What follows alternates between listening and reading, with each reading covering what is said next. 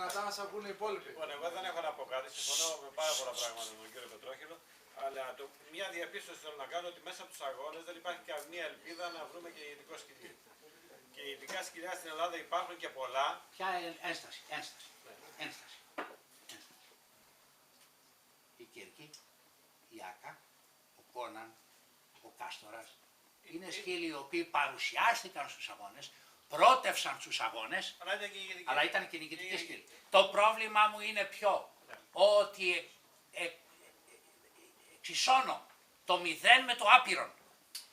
Καταλαβαίνετε τι κάνω. Δηλαδή ένας σκύλος που είναι κυνηγητικός, που έχει την απόδοση και παρουσιάζεται στον αγώνα λαμπρός, αυτός είναι ο επιζητούμενος σκύλος.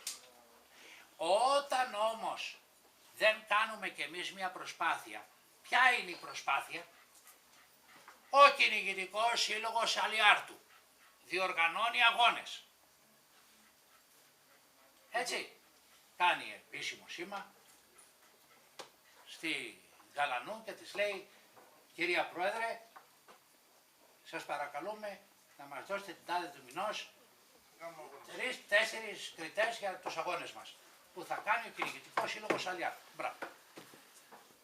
Κάνουμε εμείς τους αγώνες έτσι όπως σας είπα στο πρώτο στάδιο,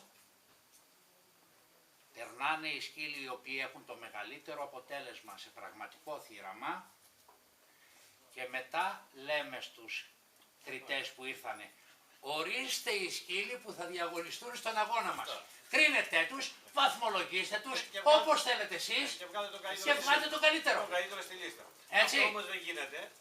Άμα δεν γίνει αυτό, όπως δεν θα είμαστε αποκτήσει τώρα να σκύλεις οργανωμένοι, δεν ποτέ. γίνεται τίποτα. Το καταλαβαίνω. Αλλά όπως είναι το point. Δηλαδή με το να φωνάζω εγώ μόνος μου και να γίνομαι ο μαλάκας της γης, σαν τον αυτόν, πώς τον είπαμε, Ένωση Κεντρών το Λεβέντη. Ένα μαλάκα. Αλήθειες λέει ο άνθρωπος. Αλήθειες μπορεί να λέει. Ποιος τον ακούει.